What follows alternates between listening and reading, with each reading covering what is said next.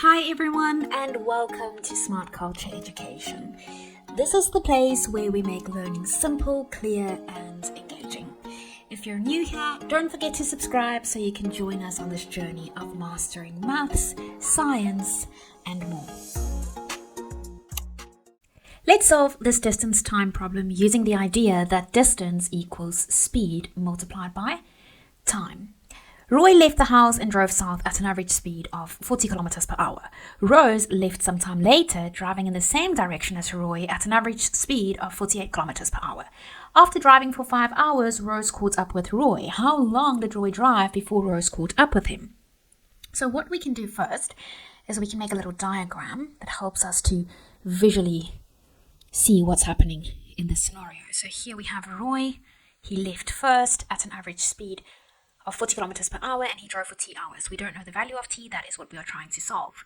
Then we have Rose, she left later, she drove at an average speed of 48 kilometers per hour and she drove for 5 hours. And then here's the point where Rose catches up with Roy. Now, when Rose catches up with Roy, the distances are equal. So let's draw a table. Here we have Roy, his speed 40 kilometers per hour, his time t, and then his distance. We still have to figure out what the distance is. And then here we have Rose. Her average speed was 48 kilometers per hour and she drove for 5 hours. So remember, distance is equal to speed multiplied by time. So Roy's distance will be 40 times t and Rose's distance will be 240 kilometers. Now let's solve for t. At the catch-up moment, the distances are the same, so I will set them equal. 40t equals 240. Now, to isolate for t, we have to divide by 40. Whatever we do on the one side, we have to do on the other side as well.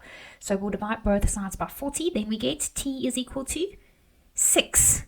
So that means Roy drove for 6 hours before Rose caught up with him. Thank you for watching today's video on Smart Culture Education. If you found it helpful, don't forget to hit the like button and subscribe to the channel. And if you want to stay updated, tap the notification bell so you never miss our next lesson. See you in the next video.